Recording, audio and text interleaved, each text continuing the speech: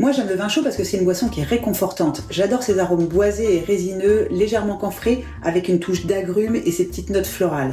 Mais la cannelle, la badiane et les clous de girofle ne sont pas locales. Et avec une demande mondiale qui explose, leur culture et leur approvisionnement sont une catastrophe pour l'environnement et pour les populations locales. Je fais donc mon vin chaud avec des plantes sauvages locales, qui ont des arômes proches de ces épices importées, et avant de te dire celles que j'utilise, on va décrypter ensemble le bouquet aromatique du vin chaud.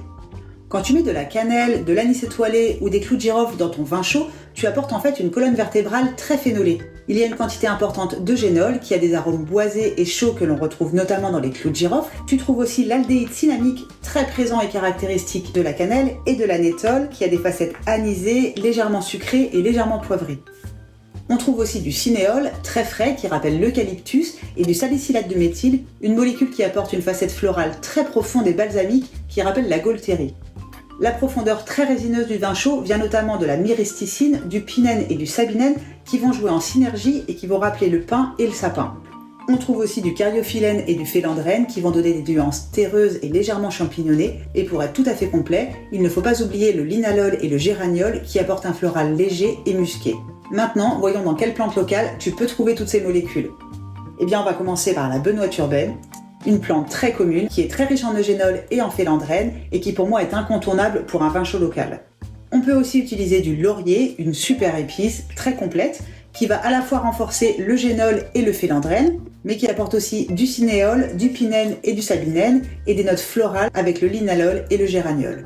Côté anisé, c'est assez facile, tu peux utiliser du fenouil, soit les graines, soit les fleurs, soit les tiges, elles vont tout simplement apporter de l'anétole. Pour le salicylate de méthyle, tu peux utiliser de la reine des prés, qui en est très concentrée. Et si tu veux renforcer le linalol et ses arômes très floraux, tu peux tout simplement ajouter quelques pétales de rose en fin d'infusion.